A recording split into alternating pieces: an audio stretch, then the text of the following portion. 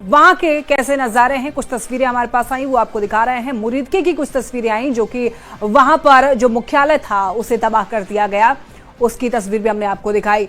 और जो एक्शन भारत ने पाकिस्तान में जाकर के लिए हैं, यानी कि पाकिस्तान में जो कार्रवाई हुई है एयर स्ट्राइक, उसके बाद भारत में काफी ज्यादा खुशी का माहौल है। लोग जश्न मना रहे हैं, पटाखे फोड़ रहे हैं।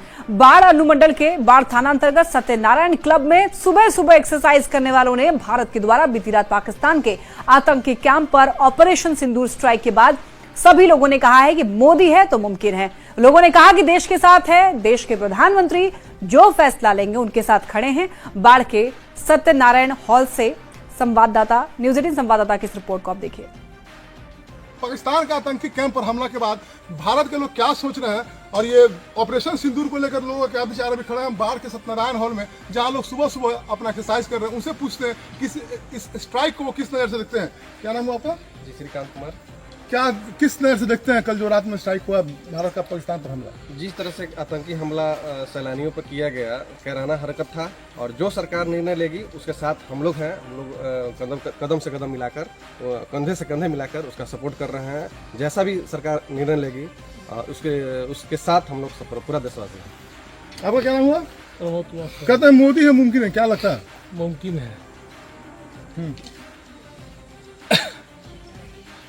आपका क्या नाम हुआ? ब्रजेश कुमार। बल्ले जी, क्या लग रहा है कल जो आतंकी कैंप पर हमला हुआ भारत के द्वारा? वो तो ठीक लग रहा है, मतलब कि जो सरकार अपना कदम उठाए हैं वो अपना हिसाब से अच्छा ही कर रहे हैं। मतलब कि जो भी लग रहा है, मतलब ठीक लग रहा है। यानी कि भारत सरकार ने जो आतंकी कैंप पर हमला किया इसको लोग अच्छी नजर से देख रहे हैं और कह रहे हैं मोदी है तो मुमकिन है। अनिरुद्ध, न्यूज 18 बाढ़। ऑपरेशन सिंदूर की इनसाइड स्टोरी पर एक नजर हम लोग डालेंगे। देखिए, एनएसए अजीत डोभाल ने ऑपरेशन को लीड किया है और हमले में मिसाइल का इस्तेमाल नहीं हुआ है। और आपको बताते चलें कि रॉ के इनपुट के बाद टारगेट तय किए गए और ऑपरेशन में आपको बता दें कि एनटीआरओ का अहम रोल है। टारगेट की मॉनिटरिंग की गई है पूरी रात भर और सिर्फ आतंकी ठिकानों पर हमले किए गए हैं। अंतिम फैसला अजीत डोभाल ने लिया और तैयारी होने के बाद पीएम मोदी ने इजाजत दी है। तो ऑपरेशन में एनटीआरओ का देखिए काफी ज्यादा अहम रोल रहा है ऑपरेशन सिंदूर के लिए। आपको ये बताते चलें, टारगेट की मॉनिटरिंग जो है वो रात भर की गई है। ऑपरेशन सिंदूर की इनसाइड स्टोरी आपको ये बता रहे हैं, जिसको लेकर जो जानकारी मिली है उसके अनुसार देखिए तैयारी पूरी हो जाने के बाद पीएम मोदी ने ऑपरेशन की इजाजत दी है। सिर्फ आतंकी ठिकानों पर ही हमले किए गए हैं, ये भी आपको जानकारी दे दें। वहां पर सैन्य ठिकानों को टारगेट नहीं किया गया है, आम लोगों को टारगेट नहीं किया गया, सिर्फ और सिर्फ आतंकी ठिकानों को टारगेट किया गया है। तो अंतिम फैसला अजीत डोभाल ने लिया और उसके बाद तैयारी होने के बाद में प्रधानमंत्री नरेंद्र मोदी ने ऑपरेशन की इजाजत दे दी। सिर्फ चुनिंदा लोगों को ऑपरेशन की जानकारी थी और ये बात किसी को मालूम नहीं थी कि कल रात 1:30 बजे ये ऑपरेशन किया जाना है। कंट्रोल रूम में अजीत डोभाल और उनकी टीम एक्टिव रही। तो ये पूरी इनसाइड स्टोरी जो है ऑपरेशन सिंदूर की आपको बता रहे हैं। ये ऑपरेशन सिंदूर जो है ये उन महिलाओं को सम्मान है, पहलगाम में हमले का ये बदला है जो कि पूरा हुआ है।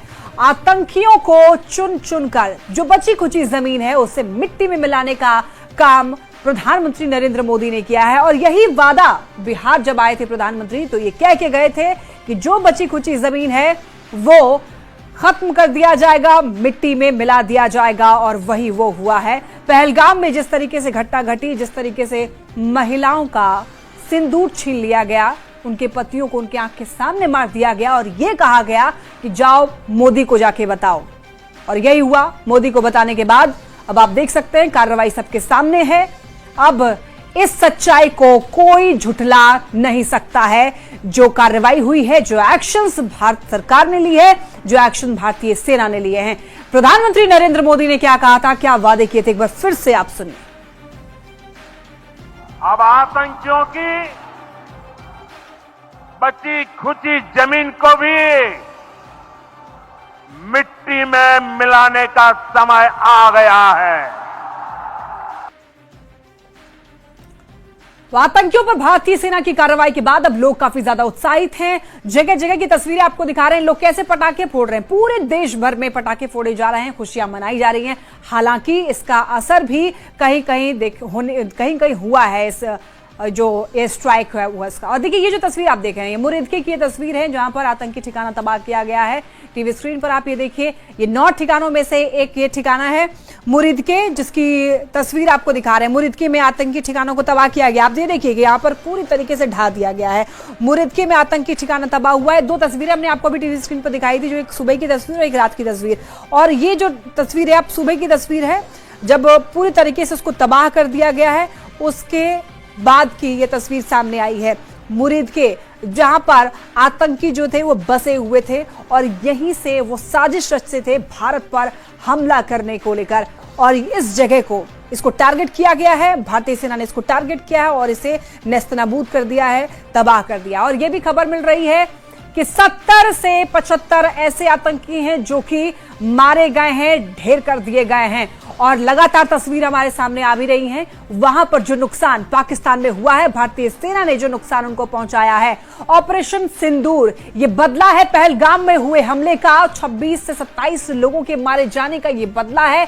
ये चिंगारी बुझी नहीं थी। प्रधानमंत्री नरेंद्र मोदी ने कह दिया था कि जो बची खुची जमीन है उसे भी मिट्टी में मिला दिया जाएगा आतंकियों का, और ये वही हुआ। और पाकिस्तान इस वक्त दहला हुआ है। पाकिस्तान में जो स्थिति है इस वक्त, वहां के नागरिक भी ये बात कह रहे हैं कि लोगों में डर का माहौल है। ऑपरेशन सिंदूर ये बदला है, ये सम्मान है उन महिलाओं का जिन लोगों ने प्रधानमंत्री मोदी से आग्रह किया था कि इसका बदला लें।